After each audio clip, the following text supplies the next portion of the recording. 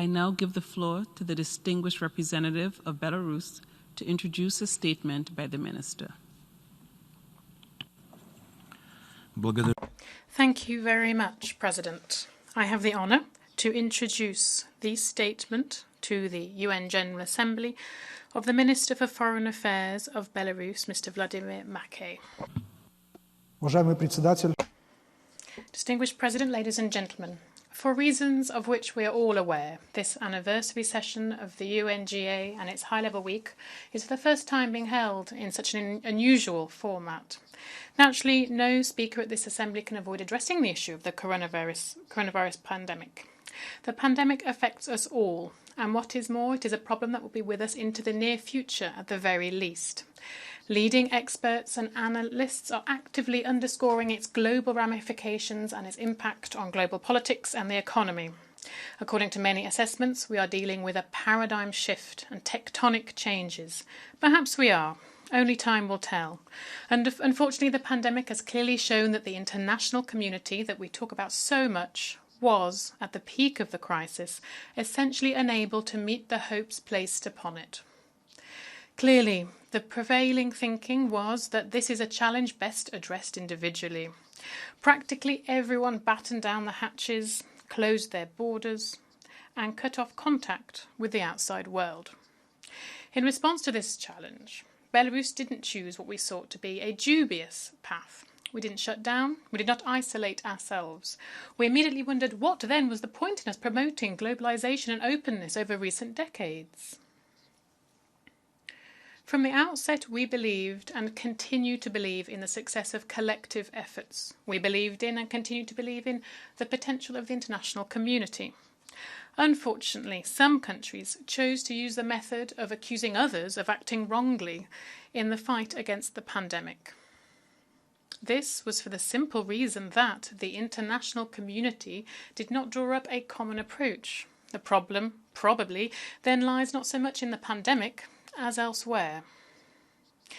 In the situation before us, specific national contexts have become a determining factor in the fight against coronavirus. We in Belarus chose to forge our own path. This was based on two factors: how to keep the country running in the best possible way, primarily for its economy, and ensuring our people are best protected. Our approach, as the situation in Belarus has shown, has proven its worth, and the spread of coronavirus around the world today is further confirmation of this.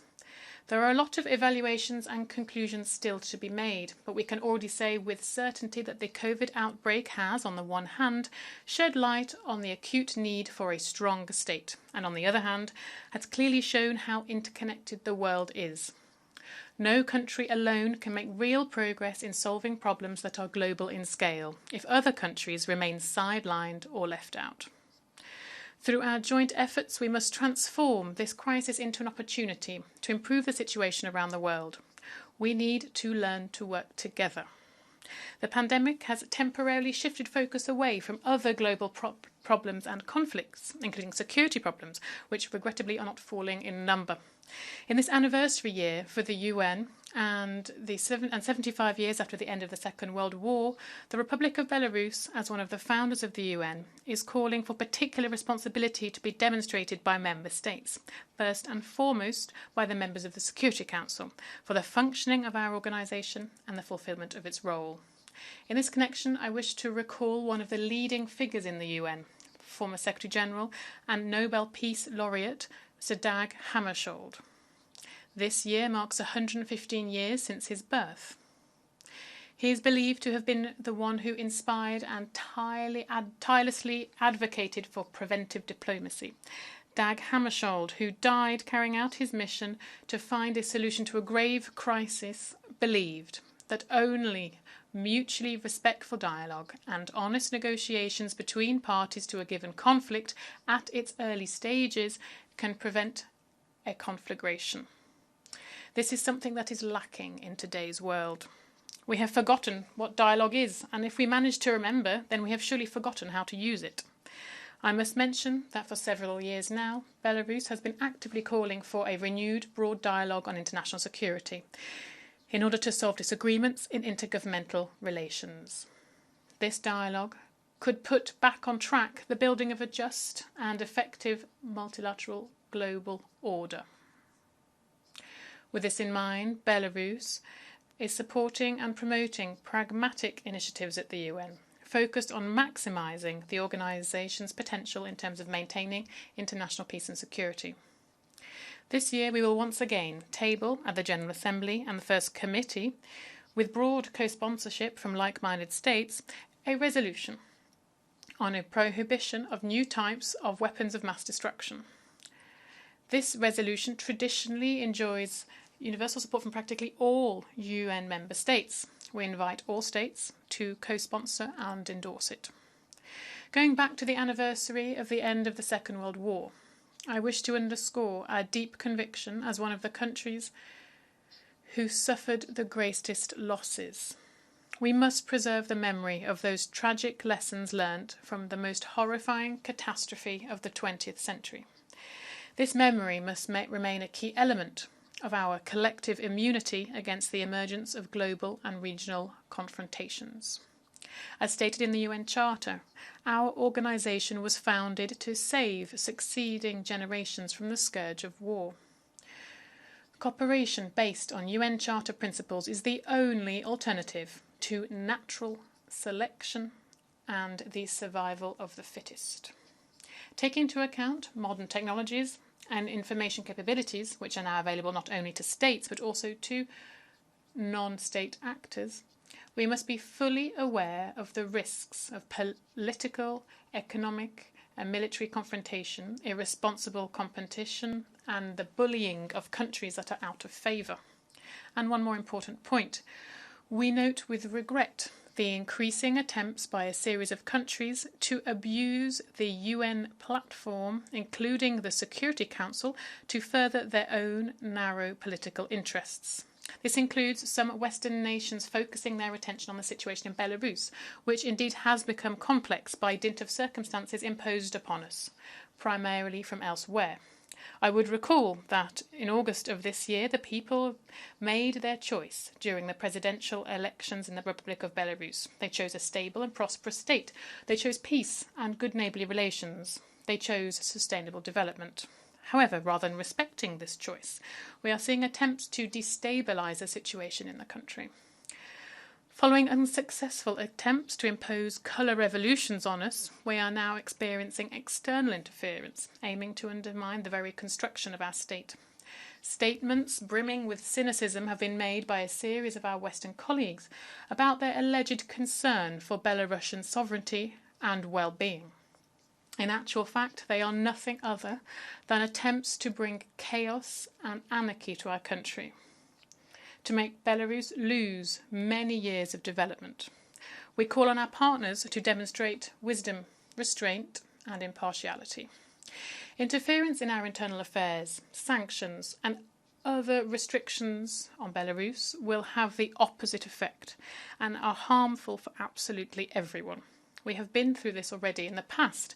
The future of the Republic of Belarus will be decided by its own people, as has been shown on more than one occasion over our country's history. The future is not to be decided at the barricades, but through civilised dialogue, including through the process of constitutional reform, which has already begun. I wish to highlight once again that we strongly reject any use of unilateral coercive measures in international relations. A blatant example of this is the decades-long trade, financial and economic blockade of Cuba by its northern neighbour. The maintaining of these suffocating instruments of pressure on sovereign states, even without the coronavirus pandemic, is a particular threat and is fraught with irreversible consequences. Trade wars, arbitrary financial and economic sanctions to lever political pressure must end. Another important topic is the health of the global economy. Today it is seriously faltering. The pandemic is threatening to nullify everything achieved since we adopted the 2030 Agenda for Sustainable Development. It has become ever clearer that the post-COVID era will necessitate a change in how we approach socio-economic development. Belarus supports proposals that focus on increasing investment in healthcare, infrastructure and education, and broad access to digital technology and sound management of natural resources. We share those approaches that revitalise the economy through greening our economic models. For our part, Belarus is continuing its journey towards achieving the Sustainable Development Goals from the 2030 Agenda. Our country's efforts are focused on striking a balance between economic development and environmental protection, and promoting the green economy and smart cities concept, and developing precision agriculture. This work is being done with the involvement of all domestic stakeholders and in close cooperation with our international partners. It is indeed partnership between all players, both on a national and international level, that for us is a key factor in accelerating the implementation of the 2030 Agenda. Belarus, as a middle-income country, is certain that in order to successfully achieve the SDGs, for this category of countries, we need a separate Sustainable Development Strategy of the UN, much like there are similar documents for other groups of developing countries. In conclusion, I would like to mention one simple but important pearl of worldly wisdom, that every cloud has a silver lining. We are bearing witness to life-changing events. Indeed, 2020 has been an unusual year for the whole year, forcing humanity to rethink how it lives its life. In our view, a new page in history is being written. The world will not be the same as it was before. In learning our lessons, we must not carry the mistakes of our past into our future. We must build a new world that is people-friendly, free from wars and conflicts, one that is sustainable, predictable and happy. A world that is armed with the benefits of technological progress and uses it for development, not for destruction. These days we hear no little criticism of the UN. Sometimes it is justified, sometimes not. Belarus naturally shares the following idea. The organisation must move with the times. We need an effective Security Council which will put an end to the numerous wars and armed conflicts, including through taking into account preserving of territorial integrity and complying with the norms of international law. We want to see a more active General Assembly, one that takes important decisions in a timely fashion on a whole range of pressing global problems. We are all keen to see the Economic and Social Council and the whole UN development system provide more effective assistance to states in achieving the SDGs.